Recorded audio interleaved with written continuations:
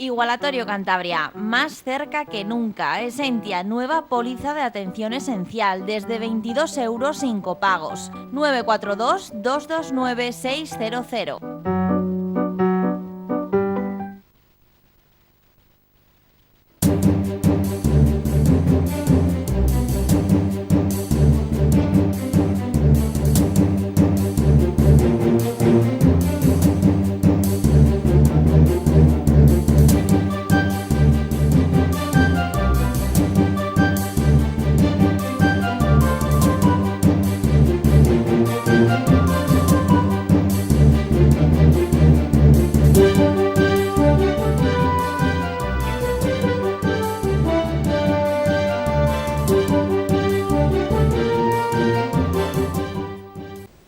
Un saludo, bienvenidos a una edición más de Pulso Empresarial en su televisión regional, en Popular Televisión. Hoy con el equipo habitual, don Carlos Pajares, un saludo, don Carlos. Un saludo, muy buenas. Don Aurelio Sastre, un saludo. Un saludo y muy buenas tardes. Y con muchos temas en el guión que algunos, pues lógicamente, por falta de espacio, de tiempo, se quedarán en el tintero. Podíamos comenzar por donde quisiéramos, porque la verdad es que uno puede deprimirse si lee las noticias económicas, sobre todo las relativas a este país. Pero estamos obligados a ser personas de esperanza, y la esperanza debe estar unida a las personas, que es lo mejor, ni los estados, ni las naciones, sino a nivel individual, esas personas que todos los días trabajan, que todos los días abren la persiana de su puerta, que todos los días fichan, son las que nos sacarán de esta situación. No piensen que los políticos nos van a sacar, porque desde luego sería como algo así como pedir peras al olmo, me refiero en términos generales. Comenzamos con datos de la recaudación de Hacienda, que empieza a demostrar de forma espectacular cómo se ha parado la economía. No digo ralentizado, sino parado. La recaudación de Hacienda se ha hundido. Entre los meses de abril y mayo se han perdido de recaudar, en comparación con el año anterior, 10.341 millones de euros en IVA y IRPF, sociedades e impuestos especiales. En todos estos impuestos, la caída ha sido del 28,4 en abril y del 31,08 en mayo. Y una noticia de hoy que creo que recogía el Confidencial es que en los 6 primeros meses del año Hacienda ya no recauda en positivo con el impuesto de sociedades, sino es en negativo por las devoluciones.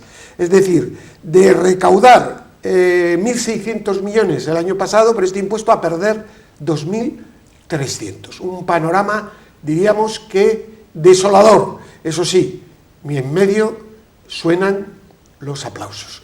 Don Carlos.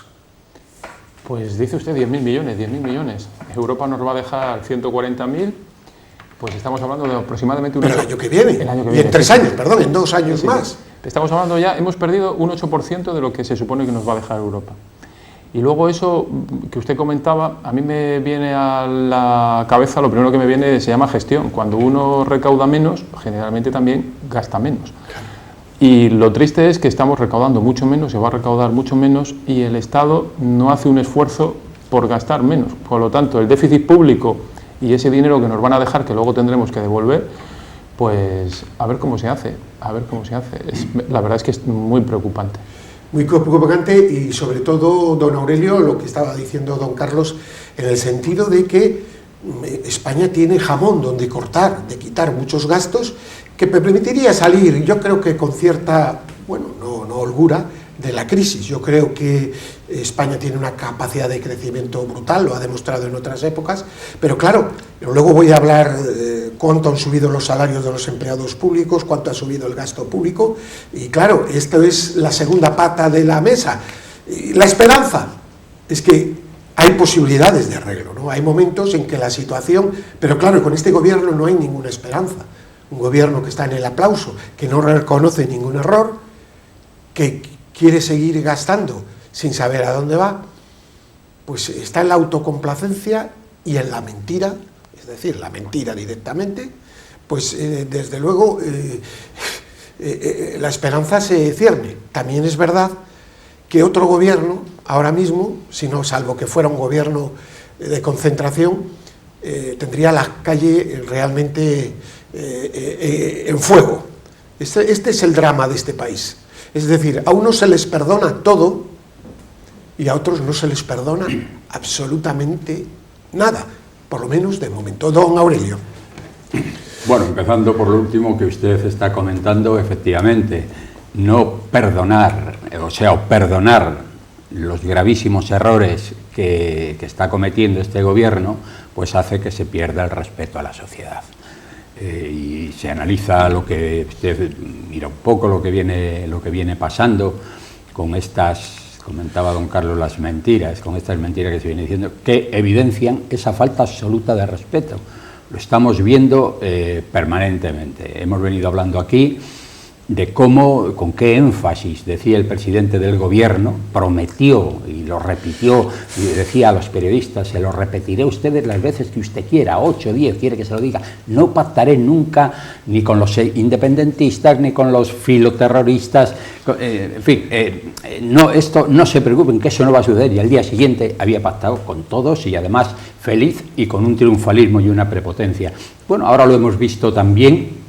Nos han venido diciendo, además con apariciones diarias en televisión, dicho por activa y por pasiva, que había un comité de sabios que... Expertos. De expertos. Vamos a utilizar la palabra que ellos Bueno, utilizaban. expertos. Comité de expertos, gente brillante, no sabían exactamente, no querían decir los nombres, pues porque se les iba a la sociedad, luego presiona a estas personas y tal, pero lo dijeron que todas sus decisiones se apoyaban en lo que este comité de expertos decía, y resulta que era mentira. Que eran funcionarios. Ayer nos dicen que no, que bueno, que eso eran fue, funcionarios. O sea, que no es ningún demérito, pero díganlo pero ustedes. funcionarios ya sabemos que los tiene sanidad. Pero decía, no, es que se habla de un son comité, sí, es que se ha hecho una especie de organización. Es una mentira total. Era una mentira y todo esto pasa por encima. Eso hace que si de esto la sociedad española no lo tiene en cuenta, pues se la pierde el respeto por completo y se la seguirá mintiendo, pues porque bueno, aquí se acepta todo. En cuanto a la situación económica, pues yo creo que ya no se espera nada de este gobierno. Vemos cómo está funcionando, vemos quiénes son los que lo dirigen y sinceramente yo creo que la sociedad española ha perdido la esperanza de que esto vaya a mejorar. Lo que pasa es que parece que hay resignación. Ese es uno de los problemas que puede tener la sociedad española. Hablaba de los... ¿Quería algo, don Carlos? Sí. No, quería decir también que aunque estamos en una situación muy lamentable y muy complicada, es también la historia nos vuelve a dar otra oportunidad para cambiar el mecanismo. Sobre todo hay que hacer una gran reforma de la administración pública. Nosotros aquí se lo reprochamos en su momento a Rajoy, que no lo hizo en otra situación de crisis no tan grave como la que se nos viene encima, y estamos ante esa tesitura de poder enfrentarnos a una reestructuración de la administración, del gasto público, que es importante, y desgraciadamente el gobierno no parece tener la más mínima intención de afrontarlo. Pues vamos a hablar del gasto público precisamente. Miren, los salarios de los empleados públicos crecieron hasta el mes de marzo de este año un 4,6, mientras los salarios de sociedades no financieras, es decir, de las empresas, crecieron un 2,3. Según los datos de la Contraloría Nacional, la masa salarial del sector público, sueldos, salarios y cotizaciones, alcanzó en el primer trimestre 31.030 millones de euros, es decir, 1.350 millones más que el año 2019. El coste total es ahora el doble, para que veamos lo que ha subido, que hace 20 años, don Carlos, de lo que hablábamos. Yo lo voy a utilizar ahora como un mantra, y lo voy a volver a decir. 140.000 millones que nos deja Europa, que es un acuerdo fabulosísimo, maravillosísimo, estupendo, que se reciben aplausos por parte de la bancada socialista, nuestro presidente del gobierno. Acaba de decir usted 1.000 y pico millones más de gasto. Al final... ¿Y cómo ha ido aumentando? El doble que hace 20 años. Lo que resulta ridículo y absurdo es que sometamos a las cuentas públicas a esta tensión tan tremenda, cuando, como usted bien decía, aquí hay grasa que se puede quitar muchísima. Y como no afrontemos más pronto que tarde esa necesaria reestructuración de nuestro gasto público, esto al final nos va a servir, como otras muchas más veces, para no haber aprendido absolutamente nada. Don Aurelio, que acabamos de comentar, los datos. El equilibrio de las cuentas no viene por unas expectativas de recaudación, porque esas casi nunca se cumplen, porque surgen... Ese es el grave problema. Claro, pero en Alemania sí tiene superávit, y Holanda, y claro, etcétera. Surgen cosas inesperadas, pero hoy la consolidación fiscal en España tiene que venir necesariamente por recorte del gasto, fundamentalmente, ¿no? Improductivo. Del gasto improductivo, del gasto corriente. El gasto productivo, por supuesto, que eso debe seguir ahí. Y mantenimiento, además, no solo mantenimiento, sino mejorar en la medida que sea posible, por ejemplo, la sanidad. Que seguimos hablando de una sanidad extraordinaria, pero, y aquí lo hemos dicho muchas veces, esto ya es un mantra. Hay un deterioro creciente de la sanidad. La sanidad, podemos hablar de hace 10, 15 años, la sanidad española históricamente ha sido una excelente sanidad si lo comparamos con el resto de Europa. Pero yo creo que estamos ahí viviendo. Una cosa son los profesionales y otra la sanidad. Viviendo de esa renta. La administración ha venido, yo diría que maltratando sistemáticamente a la sanidad, sobre todo a los profesionales, y si hoy se mantienen unos estándares de calidad es gracias al esfuerzo personal de los profesionales. Ahora lo hemos visto con esta epidemia, el trabajo que han hecho, ¿no? Pero no hay una actitud, es una de las cosas que hoy llama la atención y que hace perder toda esperanza. No se oye hablar en absoluto de los recortes de la grasa de la administración, que es por donde se puede hoy... Recordamos que la IREF dijo que en subvenciones públicas se podrían recortar más de 31.000 millones de euros. Es decir, vamos a poner que se puedan recortar realmente 15.000, de que sé ya lo que puede padecer. Bueno, pero no solo recortar. Es decir, controlar. No solo recortar, que hay que recortar, es que también hay mucho gasto que se está realizando de una manera poco eficiente. O sea, nuestra administración no solo gasta mucho, sino que además gasta mal. Porque la sanidad, y tampoco podemos caer nosotros desde esta mesa en el mensaje buenista de que la sanidad o la educación, que son buenas y son... No, la educación, desde luego, los niveles es un fracaso. Es decir, los niveles, el mayor problema, la gran reforma que hay que hacer es la educación. La educación la que está dando ahora las carencias que tiene esta sociedad, éticas, morales y formativas, de todo tipo. Es decir, esto es un desastre, pero cualquiera que esté metido en la educación se da cuenta que es un desastre, pero total, vamos. Y con la sanidad yo también ahora me iría y pondría encima de la mesa, yo creo que hay que ser también crítico, y con la sanidad los números de esta pandemia no avalan precisamente que en España se hayan hecho las cosas bien. O sea, también deberíamos de hacer una reflexión que no funciona correctamente en nuestra sanidad. Es que tenemos países, perdone, que tienen de gasto medio por cama, por persona atendida, mucho menos, y que han tenido muchos mejores resultados que España. Pero también... Es que esa es otra cosa. La cuestión no es solo cuestión de dinero, sino igual si se da dinero en algunas cuestiones, porque hay carencias, pero será cuestión de organizativa también. Claro, y luego también además, creo que era Mark Twain, alguna vez lo hemos dicho aquí, Mark Twain hablaba de la verdad, la mentira y las estadísticas, las malditas estadísticas. El problema es que a lo mejor nuestro coste por cama es más alto, pero es que todos nosotros lo metemos en hospitales, nuestra atención primaria está sin desarrollar, o sea, hay los hospitales de segundo nivel práctico. O sea, aquí hay muchas más cosas que se tienen que hacer, y eso es lo que decía, que necesitamos una reestructuración de nuestra administración y del gasto público. Bien, hablamos del paro, y me vuelvo a fijar en Cantabria, pero es extensivo a toda España, pero lo que pasa es que Cantabria ha sido paradigma en los últimos datos. Cantabria lidera el aumento del paro en el segundo trimestre con una subida de 17,83% respecto al primer trimestre. El número total de parados se sitúa en 35.100. Respecto al año anterior, recoge 10.900 parados más, un 45,12%, don Aurelio. Bueno, y suma y sigue, ¿no? No hay ninguna expectativa de que en Cantabria se pueda resolver el problema del empleo. Hay una sangría enorme de los jóvenes, siguen marchando, siguen emigrando. Lo que pasa es que en situaciones como la que se está planteando en este momento, resulta que todo nuestro entorno está también con dificultades. Por tanto, Cantabria lo va a padecer de una manera muy dramática. No hay ninguna medida tendente a mejorar la situación del empleo en Cantabria. Las empresas siguen cayendo, siguen cerrando. El turismo, que era para nosotros una base importantísima, pues ya ve usted lo que está sucediendo. Estos meses que eran decisivos, pues no hay prácticamente nada que hacer en el turismo, en la hostelería, y la tendencia es a seguir cayendo. Así que si hablamos de la ganadería, pues estamos en la misma situación, los productos lácteos y demás. Así que la tendencia de Cantabria, ¿cuál es? Pues vamos camino de convertirnos en una de las regiones más pobres de España, ¿no? Cuando resulta que estamos en lo que podría ser un vergel. Estamos en el norte, se supone que el norte son siempre las zonas ricas de los países, de los continentes y del mundo, y en Cantabria estamos al revés, con el paso cambiado.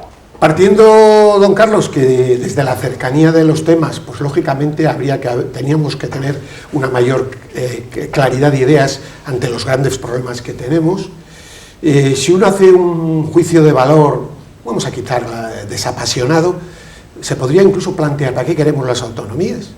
Yo veía una foto antes de ayer, de representantes de 3 grupos, creo que eran Ciudadanos, PRC y PSOE, sobre la ley de LGTBI, creo que yo no voy a entrar en harina de otro costal. Pero yo digo, no hay temas en Cantabria importantes, urgentísimos, para los que trabajar. Es decir, ¿qué se puede hacer? ¿Qué se puede trabajar? Es totalmente prescindible el Parlamento tal y como está ahora funcionando. Vive de espaldas al pueblo, a la realidad, posiblemente porque su capacidad es muy mínima, luego entonces habrá que reducir el número de diputados, posiblemente porque con el paso del tiempo, pero si uno empieza a ver las leyes que allí han llegado, quitando algunas, ¿y qué repercute eso en los ciudadanos de Cantabria? De verdad que es realmente penoso. Entonces, esto no es que uno sea antiautonomista, todo lo contrario, yo creo que la autonomía tiene sentido en cuanto a la cercanía, no en sí mismo por sentirse más orgulloso o por tener una especie de ministrado, no por eso, sino porque el servicio a los ciudadanos esté mejor. Pero eso es lo que la propia ineficacia puede a uno hacerle plantear. ¿Tiene esto sentido? Es una pregunta, no hago una afirmación. Se la dejo ahí rebotando, don Carlos. Yo primero quería hacer una apreciación sobre el paro, el incremento del paro, y luego me remito a la pregunta que hacía. Para también ponerlo en su justa medida, el tema del paro y la preocupación que es el incremento de paro, en Cantabria aproximadamente, directa e indirectamente, viven del presupuesto público, tanto del nacional como el autonómico o local, vive aproximadamente un 40 y tantos % de la población activa de Cantabria. Son funcionarios o trabajadores que trabajan directa o directamente, por eso digo, para alguna de las administraciones. Lo que supone que el incremento de paro se produce no sobre esa masa laboral, sino sobre la masa laboral que gestiona riqueza, que crea riqueza, que son la de las empresas de las que vive ese otro 40%. Con lo cual el drama del desempleo en Cantabria es incluso superior que el que pueda haber en otras comunidades autónomas. Y en cuanto a lo que usted decía, yo también soy un defensor de que la administración tiene que estar cercana y la administración autonómica puede ser y debe de ser tremendamente valiosa. El problema es que no se le está aportando valor.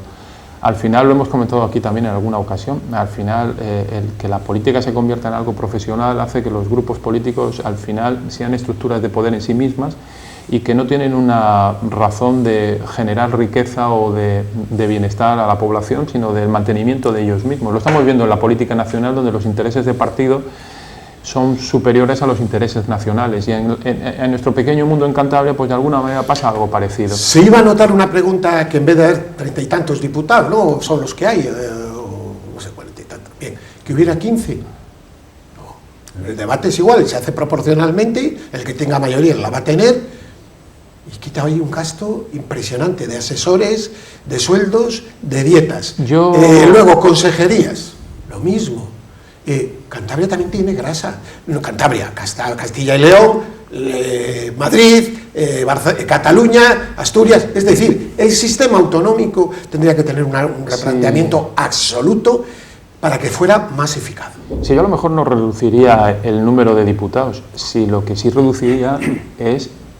No reduciría, es que ser diputado en Cantabria debería de ser un orgullo y un honor.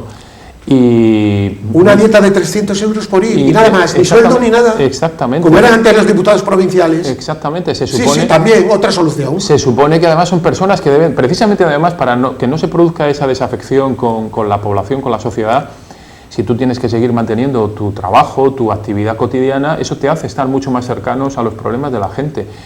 Eso haría que nuestros diputados mantuvieran mayoritariamente mantuvieran su actividad profesional, la que tuviera que ser, y el que no la tuviera, la obligación de buscársela, que también es importante. A lo mejor el conocer las dificultades de un parado en el ámbito que sea, les vendría muy bien también a algún diputado nuestro.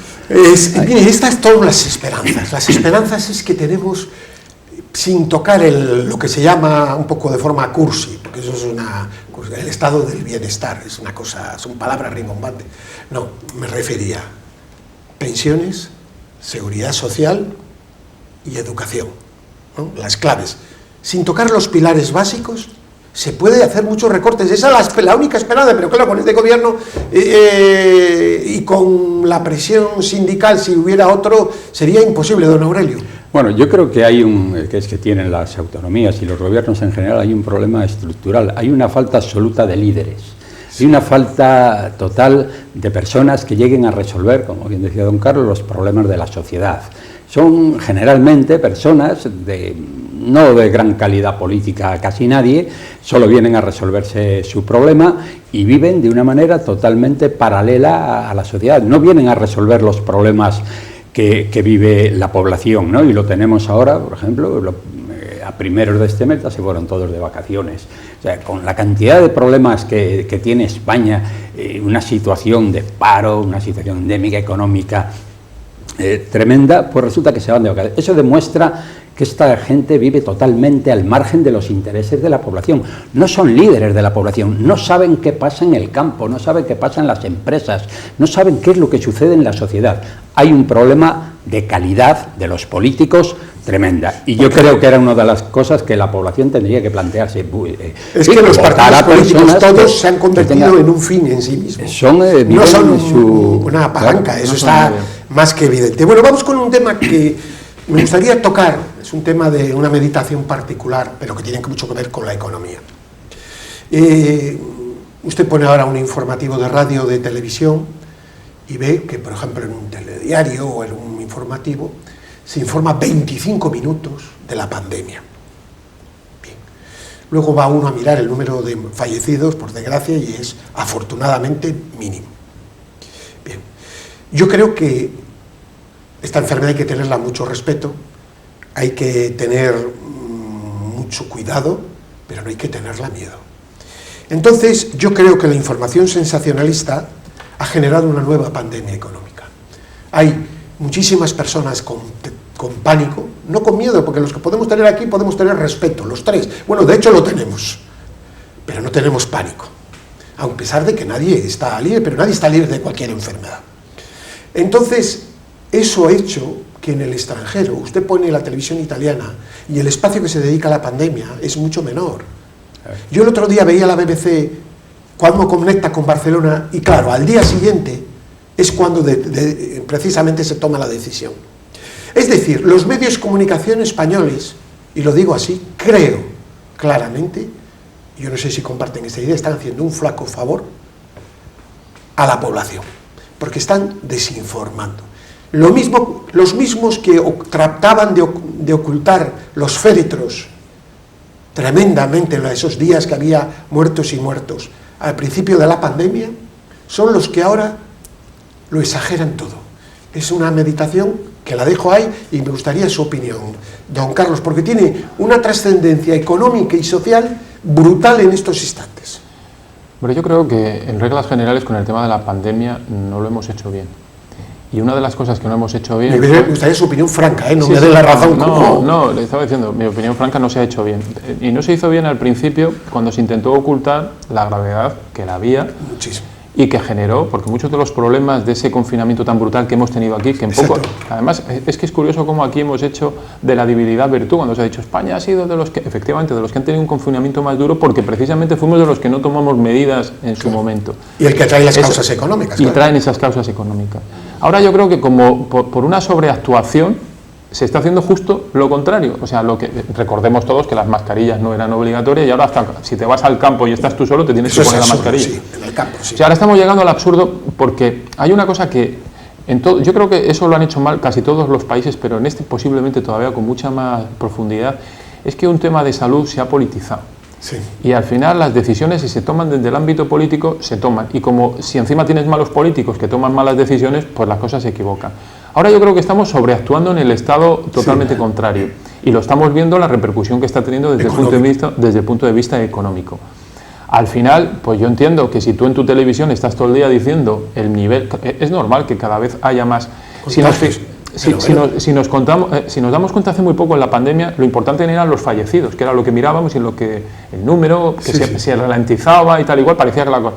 Ahora no miramos los fallecidos, miramos el número de PCRs positivas cuando no somos conscientes de que el número de PCRs que se está pasando a la población es infinitamente superior. Pero teniendo en cuenta que posiblemente el número de contagios sea mucho menos, 100 veces más, el índice de personas que están en el hospital igual no llega al 1 y pico %, pero porque se está dando ahora el 3%. Pero porque lo que le estoy diciendo, si hace cuando estábamos en plena pandemia, que no se pasaban prácticamente test, no se sabía quiénes estaban contagiados y solo mirábamos fallecidos, ahora no miramos fallecidos, lo que miramos son los PCRs positivos que se están pasando infinitamente más. Claro que va a haber más. El otro día, por ejemplo, hay poblaciones, hay países donde el nivel de fallecidos desde el primer momento, y le pongo el ejemplo, Alemania, Luxemburgo, países donde se pasaban PCRs cuando aquí no había, el número de contagiados era muy alto, pero el número de fallecidos era muy poco, porque precisamente se pasaban los test y se tomaban medidas. Nosotros es que estamos ahora en ese periodo en el que estaban los países antes de la pandemia, y es lo que se nos está desinformando y está haciendo que económicamente... Daño social. Horrible. Bueno, pues, don Aurelio, y con esto, ojo, una pequeña advertencia. Distancia...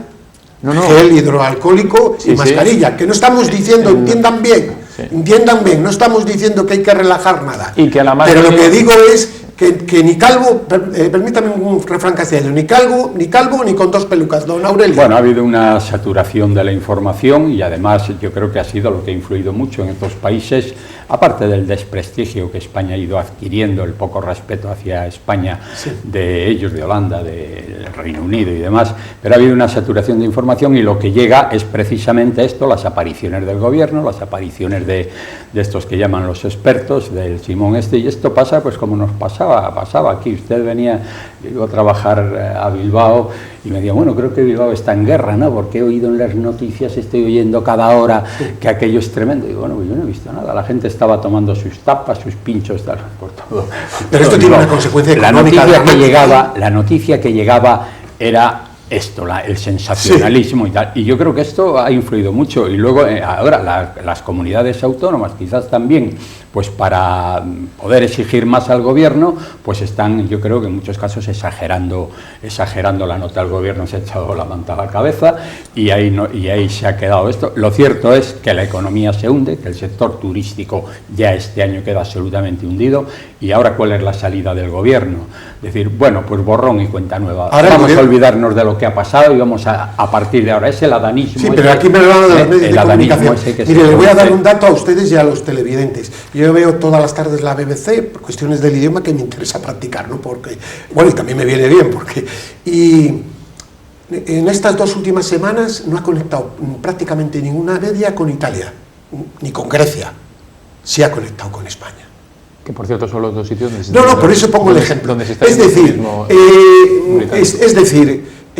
¿cómo se dice? Entre todos la mataron y ella sola se murió. Es decir, esta sociedad, que también digo, los medios de comunicación somos, nos vamos a incluir, algo culpa también tenemos, corresponsables de muchos de los problemas de España. Por un lado, del ocultismo, no se sacaban los ataúdes, se decía que había que cantar a las 8 de la tarde, es decir, no ha habido luto, no ha habido ese sentimiento hacia las personas de acompañamiento a los que lo estaban pasando mal.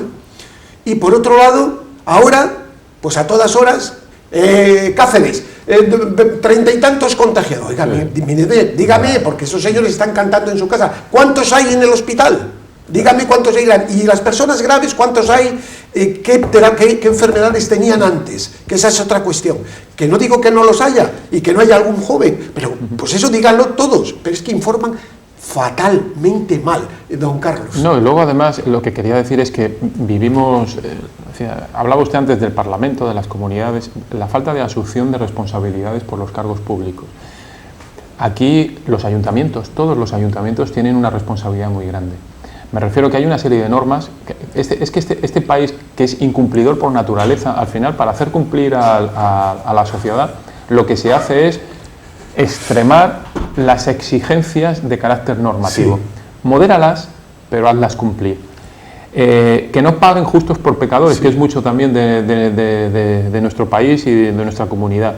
Si los aforos son los que son, que la policía municipal, los ayuntamientos asuman su responsabilidad, que cierren a aquellos que no cumplen, pero no hagamos que al final todos terminen pagando por la ineptitud y la falta de asunción de responsabilidades de quien las tiene. Las comunidades autónomas ahora también, independientemente de que tienen pocos mecanismos de carácter sí, legal, también es cierto que nadie quiere tomar decisiones y entonces todos están parapetando en excesivas decisiones y tomas de medidas que son exorbitadas por no tener que sancionar y hacer cumplir las normas a quien hay que hacerlas. Bueno, en cualquier caso vamos a acabar, que volvemos a repetir, no relajen las medidas en absoluto, queremos decir con eso, estamos refiriéndonos a la situación de la gravedad, ¿eh? Por lo tanto, distancia, lavado de manos, mascarilla, cumplan ustedes las normas, pero no entren en pánico.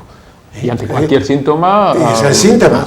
Me gusta la norma, pero no tengan pánico, tengan respeto, que es diferente el respeto al pánico, porque el pánico nos destroza y puede haber otra pandemia, que es la pandemia del hambre, porque la gente se paralice, tire la toalla y no salga de casa y no haya consumo y nos vayamos todos por el, bueno, pues no sé, digamos a la depuradora, por decirlo de otra manera. Don Carlos Pajares, muchísimas gracias. Un saludo. Don Aurelio Sastre, muchísimas gracias. Y a ustedes tengan esperanza, de verdad, aunque lean los titulares de los medios y tengamos que contar la información, tengan esperanza. Estamos obligados a tener esperanza y saldremos de esta, a pesar, como dice un prestigioso economista, a pesar del gobierno, saldremos de esta. Paz y bien.